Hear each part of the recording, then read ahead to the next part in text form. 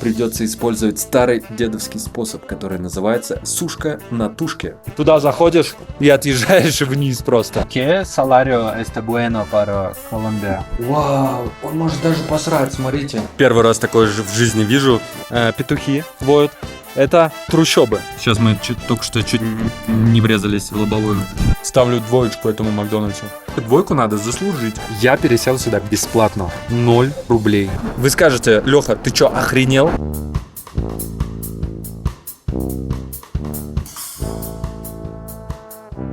Всем доброе утро.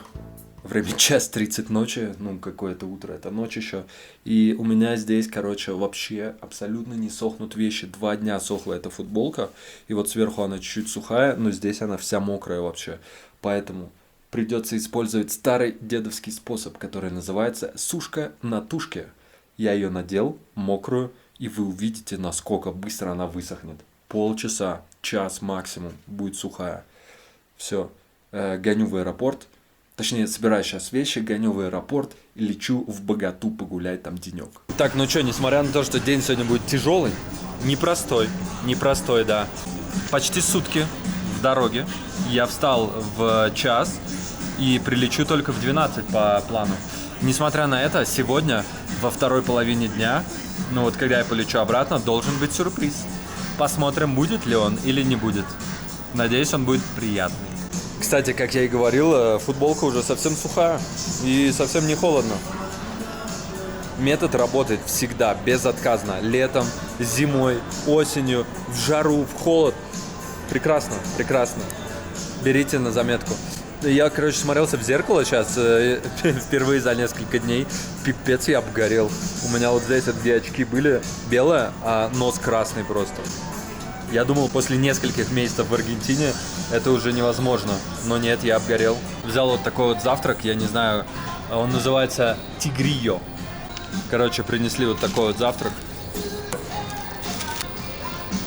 Было сказано, что там используются бананы. Но я бананов не чувствую. Первый раз такое же в жизни вижу.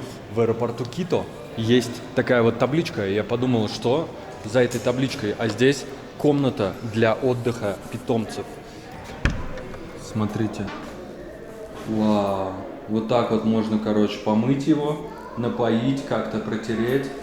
Он может здесь посрать. Вау. Он может даже посрать, смотрите. Потом нажимаете на кнопку и смывается. Ну что, тем временем я прилетел в Колумбию, в 90-ю страну свою. Я очень рад, потому что цифра круглая. И я сейчас вот из аэропорта еду прямиком в трущобы, в общем-то, местные, для того, чтобы прокатиться над ними на фуникулере. Я хотел оставить рюкзак в аэропорту, чтобы не таскаться с ним, но забыл, прикиньте. Забыл оставить рюкзак, это вообще капец, это максимально тупо, конечно. Тупо. Но я буду аккуратно. Я, короче, поеду сейчас в трущобы эти и на подъемнике попробую подняться над ними, посмотреть, что там да как. Я в Колумбии. Надо сказать, что Богота — это огромный колумбийский мегаполис. Да и, в общем-то, по меркам всей Латинской Америки, Богота на 3-м месте среди крупнейших городов на этом континенте. Так вот, поездка на такси от аэропорта Боготы до известной фавелы Эль-Параисо заняла почти час. Конечно, этот час в комфортной тачке с чистыми окнами я воспринял как прекрасную экскурсию по Боготе. ¿Esta buena zona o no? El barrio no tanto. ¿No? No tanto. Ну да, видно, что на улице какие-то странные типы ходят, куча мусора, дома в решетках. Вот. Но здесь по карте, например, рядом Макдональдс есть. Вот здесь детские площадки, пожалуйста, за забором, но все же. То есть жизнь везде есть, везде живут люди. И ну не везде я бы хотел жить. Удивительные, конечно, здесь контрасты. Тут и множество велосипедистов, и длинные дорожки для них, и какие-никакие парки за окном, но в то же время здесь было как-то особенно неуютно. Вот прямо сочилось это ощущение из окружающих пейзажей. А тем временем мы понемногу подбирались к самой фавеле, и я попросил таксиста довести меня до самой верхней станции подъемника, который простирается над всей фавелой.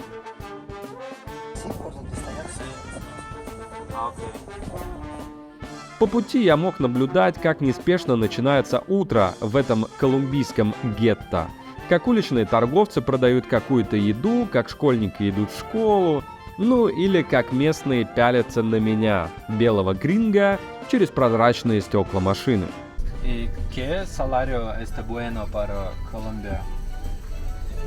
Ahorita está en 1.300.000. ¿Dólares? Millón. 1.300.000. Está bueno, ¿sí? Aquí. Говорят, жители Боготы не суются в фавелы. Полиции я здесь тоже не видел, зато видел много бедности. Люди живут в очень незамысловатых условиях. Но в то же время здесь есть и кафешки, и магазинчики, и парикмахерские, и аптеки. Словом, все, что нужно. И да, вот эта веселая разноцветная раскраска домов, конечно, несколько разряжает обстановку. Слышите, куры, петухи воют. Это трущобы. Это трущобы в Колумбии. Вот. А сейчас мы поедем над ними. Они расположены наверху. Вот это почти самая высокая точка. И сейчас мы отправимся вниз отсюда. Вот такая карта 10 местных тысяч стоит. Это примерно $2. Люди пользуются этим подъемником. Я здесь, конечно, белая ворона, пипец. На меня все оглядываются. Вот так вот выглядят подъемники. Точнее, кабинки. И, короче, туда заходишь и отъезжаешь вниз просто. Смотрите, они ходят очень часто, просто один за другим. Здесь есть камеры, здесь есть вентиляция, здесь просторно, здесь не жарко. Кайфовые подъемники, вообще очень классно сделаны, круче, чем европейские какие-нибудь. И единственный минус – стекла не мытые. Это неприятно, стекла не мытые, нифига ничего не видно. Абсолютно беззвучно идет. Честно скажу, изначально я хотел походить здесь, поспрашивать у людей что-нибудь, позаходить в магазы, в кафешки, но я реально забыл оставить рюкзак в аэропорту. Это может звучать как абсолютно дурацкая отмазка, но, блин, я сам жалею немного. Вот. А с рюкзаком я здесь очень слишком хорошая добыча, потому что у меня там и техника, и деньги, и документы, и все. Поэтому я не рискнул, я чисто посмотрю сверху, поэтому сорян, пацаны, эта серия может быть не такой интересной. У этой канатной дороги есть несколько остановок, вот я еду до самого конца, от конечной до конечной. Сейчас будет интересный момент, подсадят ли ко мне кого-нибудь вообще. Вообще не хотелось бы, конечно. Ну, вот эти вот станции сделаны, в принципе, очень модерного, очень новые, прям. Круто, респект большой.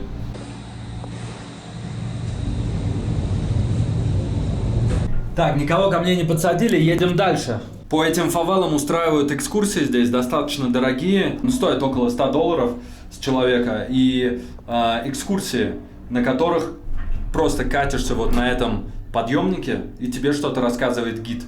А потом там еще куда-то заходишь из местных, и тебе тоже что-то показывают. И знаете, вот я подумал, а каково этим людям, которые здесь живут каждый день, 1000, наверное, раз на дню видеть вот эти подъемники, в которых, ну, часто туристы, например, ездят. Туристы, у которых есть деньги, которые не живут в таких условиях, они едут просто и снимают, как в зоопарке, людей, которые здесь живут. Да, я знаю, что какая-то часть от этих экскурсий, например, идет местным жителям, но вы посмотрите, сколько здесь домов. Невозможно каждому помочь. Просто посмотрите, сколько их. Сколько здесь миллионов вообще живут в таких условиях. Это все фавела. Вот там вот зеленое начинается, вот там норм. Ну как норм? Не фавела. А это все фавела. Вот мы сколько едем сверху, это все еще фавела. Вау.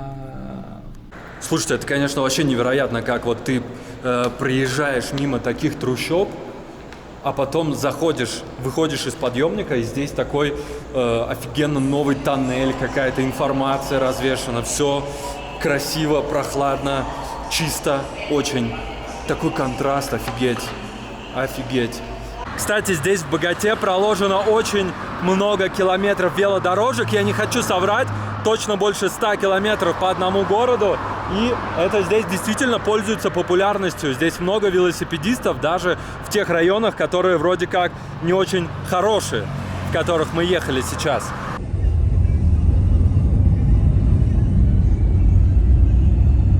Señor, ¿está seguro en Bogotá? Sí, Seguro, sí. Colombia, Bogotá está seguro, sí? sí. Окей, перфекто, перфекто. Первый водила мне на крутой тачке говорил, что здесь не везде безопасно, и во многих местах, где мы приезжали, он говорил, что нет, здесь не очень безопасно, хотя выглядело все прикольно. А вот этот таксист, другой водитель, говорит, что да, здесь везде по всему городу безопасно. При этом у того была какая-то новая красивая люксовая тачка электро, а у этого не такая новая. Вот, и мне интересно, кому верить. Может быть, этот чувак более приближен к жизни, такой настоящий, как здесь люди живут. А может быть, тот прав.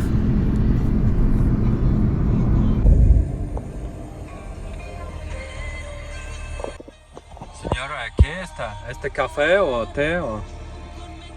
No, ellos siempre se parquean ahí, pero es café. Café это? Sí, Ah. ellos siempre están ahí. Lo mismo aquí hay otros.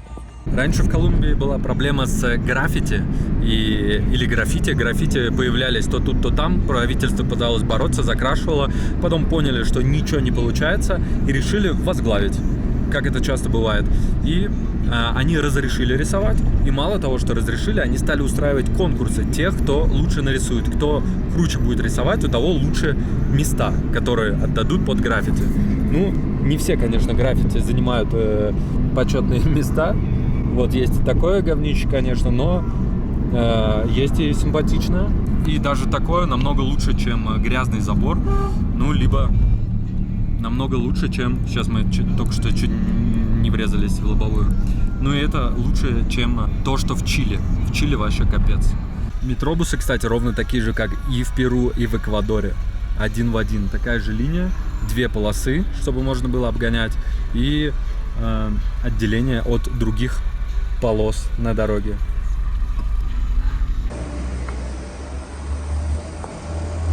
Вся Богота, да, ударение именно на последнюю, поделена на районы. В общем-то, вся Латинская Америка поделена на районы, но Россия тоже поделена на районы, да, города в России. Но у нас нет такой огромной просто разницы, невероятной разницы. Вот мы проехали совсем немного, и это совсем другая Богота. Это уже какая-то колониальная архитектура какая-никакая. Вот, видимо, дома середины прошлого века. Отель Ибис, пожалуйста. Вот там новые дома, красиво выглядящие. Парки, чисто, убрано.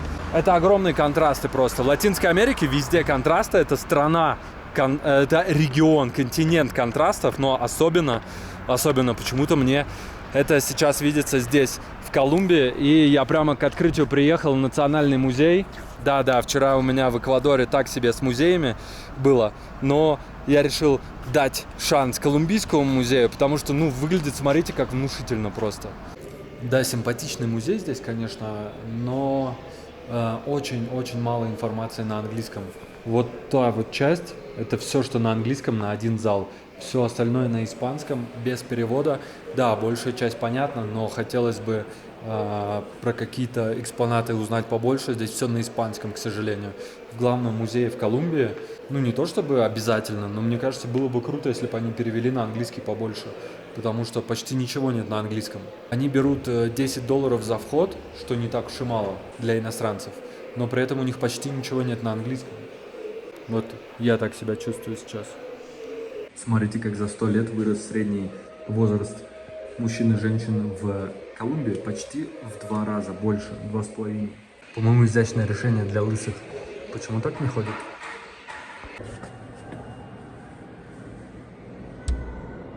Из меня тот еще художник, конечно, но, пользуясь случаем, рекламирую свой аккаунт в Инсте. Вот к чему приводит неиспользование пестицидов и боязнь ГМО. Фрукты жрутся всякими червяками. Хотите есть гнилые фрукты, бойтесь ГМО. А тем временем здесь вот в Боготе есть и такие домики. Смотрите, во-первых, флаг Украины в цвета раскрашены. Во-вторых, они тоже разноцветные, такие же, как там, где я был с утра. С утра я был в фавеле наверху, вот там разноцветные дома. Были ровно такие же, как здесь, но здесь сделано для туристов, а там люди живут реальной жизнью. Ну, явно туристическая улица, они этого даже не скрывают. Понятно, что вот там музей популярный у местных и у приезжих туристов. И здесь такие вот красочные домики. А куда мы идем сейчас? А я даже не знаю, куда мы идем. Просто давайте свернем куда-то. Вот сюда, например, свернем. И что у нас здесь? Здесь уже не такая красивая улица.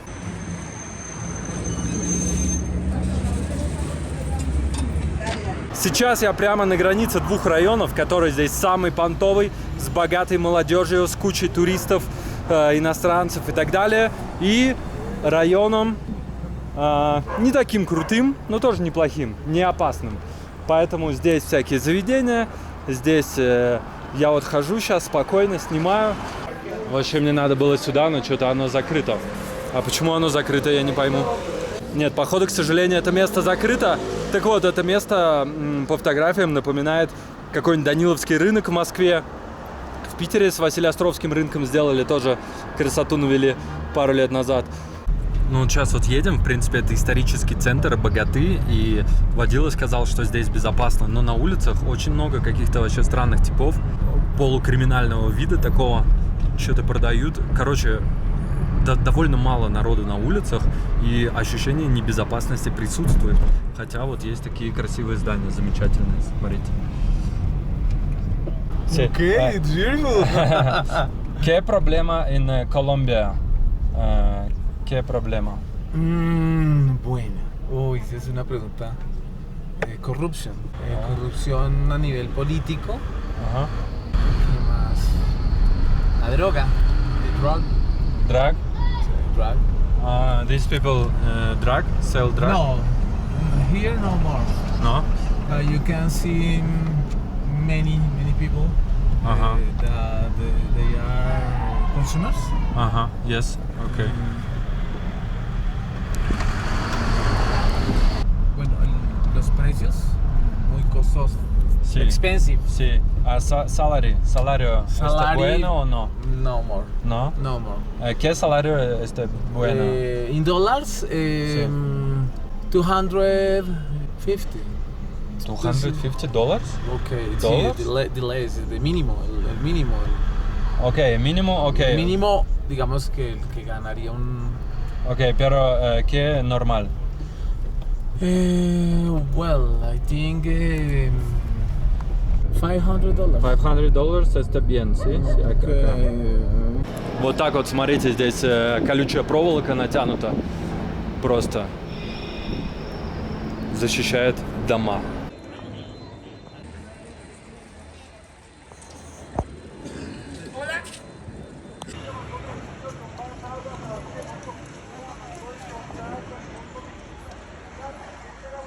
Короче, сегодня, что называется, Страстная пятница. И вот эта почта, куда я опять ехал. Я в Перу, ездил за почтами. Нифига не получилось отправить открытку. Здесь я езжу за почтами, не получается отправить открытку. И не получилось опять, потому что оно закрыто. Сегодня пятница, черт. На улицах много бомжей.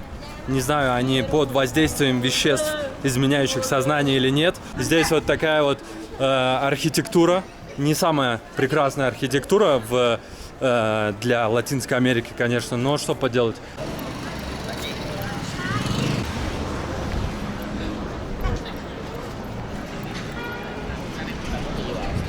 Какой-то вот рынок здесь стихийный, люди продают что-то, кто-то валяется на полу. Короче, не самое приятное место для пребывания и абсолютно не чувствуется безопасности. Безопасность. Плохо реагируют на камеру в сравнении с Перу, например, Боливией. Ну, благо есть менты какие-никакие с золотыми часами огромными. Ну, а я пошел в Макдак.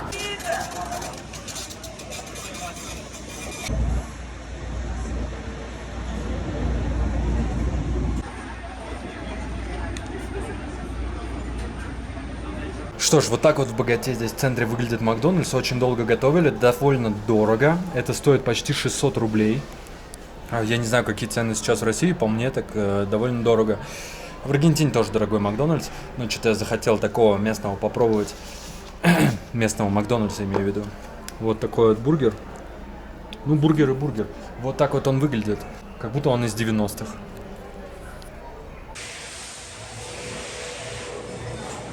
Картошка просто в хлам вообще пережарена. Просто невкусно ее есть. Она, во-первых, никакая не сочная. Во-вторых, она вся хрустит, она вся прожарилась внутри. В-третьих, на каком-то масле прогорклом. Ставлю 2 этому Макдональдсу. Сейчас сидел и думал, что вот у нас в России, да, может быть в экс-СССР, 2 считается нулем как бы. Если ты получил 2, все, ты не сдал. А как говорила наша училка, 2 надо заслужить. Она ставила нам нули иногда, когда мы ничего не сделали. Почему 2? 2 на средний балл влияет не так, как 0. Вот, и я с ней согласен, в общем-то. Поэтому я ставлю этому не 0, а 2. 2 из 5. Это 4 из 10.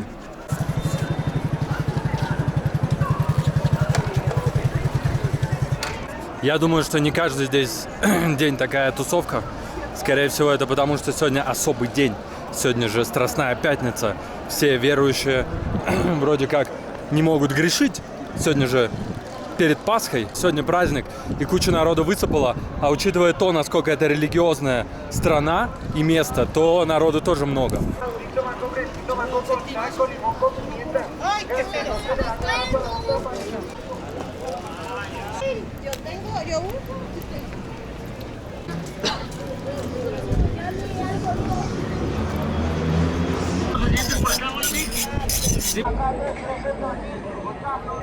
Слушайте, если это вот здесь центр, то я фиг знает вообще. Мне кажется, что здесь бы я жить вот точно не хотел. Вот где-где, а здесь жить точно бы вообще 100% бы не хотел. Прямо максимальное ощущение небезопасности. Если там в Аргентине бомжи в основном, ну бомжи, то здесь они какие-то такие опасные бомжи. Вот, в Перу я вообще такого не видел. В Перу, Боливия вообще нормально. Вот здесь вот какой-то трэш прям. Причем это центр, это праздничный день. Не знаю, почему так. Такой вот небольшой получилась прогулка по Богате. Что могу сказать? Ну, впечатления неоднозначные. Люди, может быть, здесь и приветливые, прекрасные люди. Я не хочу никого обидеть. Но вот лично мне как-то не зашла она. Не зашла Богата. И, конечно, это бывает довольно редко такое. У меня, я вот сейчас ехал, я специально вспоминал, когда было такое, что мне прям реально не понравилось в городе из-за совокупности факторов. Я не смог вспомнить, ну разве что Биробиджан, в котором я был пару лет назад, там, да, там было так себе. Не знаю, Богата. Колумбия может быть прекрасная страна, но вот Богата как-то мне не очень. Несмотря на то, что я очень люблю мегаполисы. Я люблю мегаполисы, я люблю много людей и все такое. Но вот здесь как-то не сложилось. Она совсем не похожа на Буэнос-Айрес, мой любимый. Она не похожа на Лиму в Перу. Не знаю, я вот в Африке мало где был, но я там видел в основном такие пейзажи. Не пейзажи, а то, как вот все обстоит вокруг, как все выглядит. Ну что, как и все вещи в жизни заканчиваются, мое путешествие тоже подходит к концу. Вот, я побывал в 4 странах, по-моему, если мне не изменяет память. И что? Теперь у меня 90 стран посещенных. И это, конечно, приятно. Но так же, как мое путешествие подходит к концу подошли и наши отношения с Гелей. И она прекрасный человек, порядочная девушка. Вот. Но так получилось. И ничего с этим не сделаешь. Вот иногда в жизни обстоятельства выше ситуации, к сожалению. Я желаю ей всего хорошего. Я думаю, она не будет это смотреть, а если будет, то, Геля, желаю тебе всего прекрасного, самого. Вот. Но дальше мы разными дорогами. И видео с Гелей больше на этом канале не будет. А я, Леха, для вас что-нибудь поснимаю. Всем спасибо, мне очень нравится, когда вы смотрите, когда вы комментируете, когда вы ставите лайки. Не потому что это большие цифры, хотя цифры, конечно, тоже, но просто как-то я читаю комменты, мне нравится делиться информацией, мне нравится, что кому-то нравится то, что я рассказываю и так далее.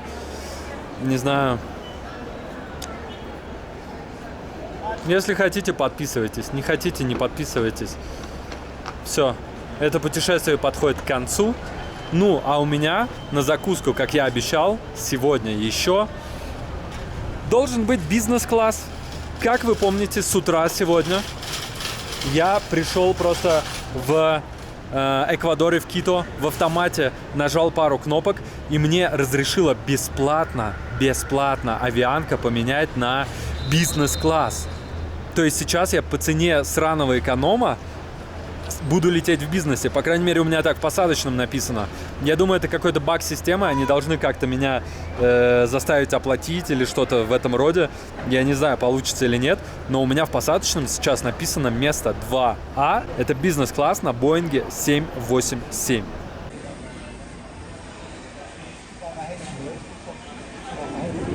Тем временем у нас посадка на рейс до Буэнос-Айреса, и посмотрим, прокатит ли билет на то самое место мое. Пропустили вообще без каких бы то ни было вопросов, отсканировали посадочный, который я еще в Эквадоре сегодня распечатал ночью, и сейчас я иду на свое место 2А. Я немного в предвкушении, будет ли вообще бизнес-обслуживание у того чувака, который купил самый бечевный билет за $130. И летит сейчас на месте бизнеса. Короче, мы еще не взлетели, но кажется, что все прокатило идеально. Я поменял места на бизнес в 787, но это не совсем бизнес, я так понимаю, потому что у меня, во-первых, вот здесь вот лежит, смотрите, меню, в котором нужно заказывать. Ну ладно, может быть, это просто тип меню, как дополнительно что-то заказать, но я сейчас был в туалете, там стрёмно, это не бизнесовый туалет. Я посмотрел сюда, вот, ну, здесь, ну, вроде нормально здесь. Экранчик такой простенький, ну, тоже вроде нормально. Что еще? Я пересел сюда бесплатно. 0 рублей, 0 центов, 0 долларов, чего угодно, 0. И это, конечно, интересно. Интересно, будут ли нас кормить по бизнесу? Ну, или вообще.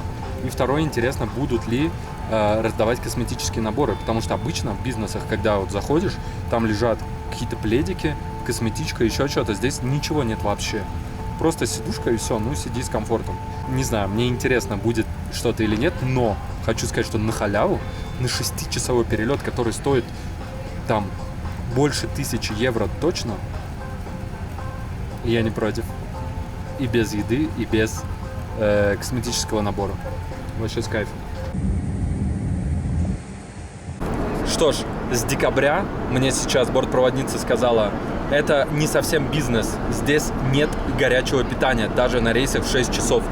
В бизнесе нет горячего питания на рейсе в 6 часов, это просто нонсенс.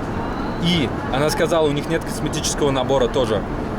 Это все произошло с декабря. В декабре, видимо, авианка режет косты, за это дикий дизлайк. Ну, может быть, поэтому можно выбирать места бесплатно, не знаю. Но вообще, когда ты бронируешь, просят оплатить за это место 600 с лишним евро. То есть билет бизнес больше 1000 евро получается. Это просто трэш. И за это я не получаю еду.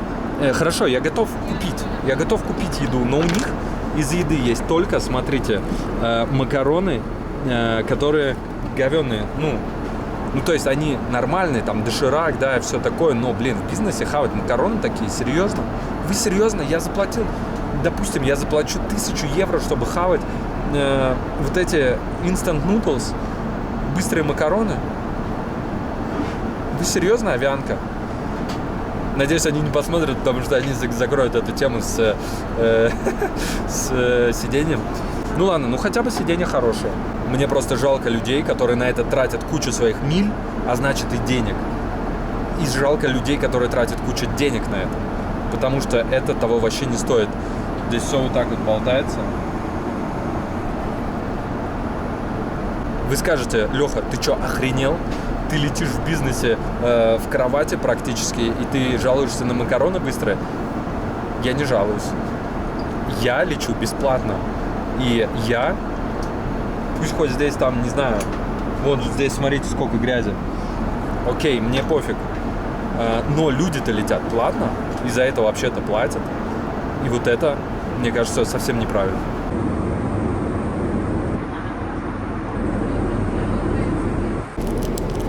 То есть в бизнесе я должен сейчас заказывать капучино, кофе, и это кофе говёное, просто растворимое 3 в 1. Супер-мега сладкое, которое не имеет никакого отношения к капучино. Оно стоит $3. Авианка — это просто жесть.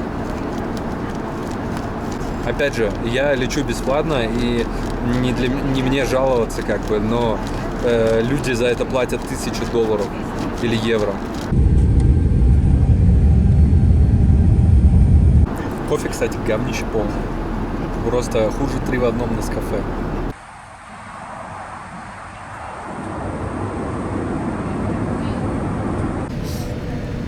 Ой, я еще и поспал, короче, здесь. Все-таки вы знаете право те, кто говорят, что в этих местах время летит незаметно. Да, действительно, 6 часов полета пролетели очень быстро. За 0 рублей. Это прекрасное просто вложение средств моего времени. Я потратил на это 20 секунд в автомате. Спасибо, Авианка. Пожалуйста, никому не рассказывайте, это эксклюзив, я надеюсь, только на моем канале.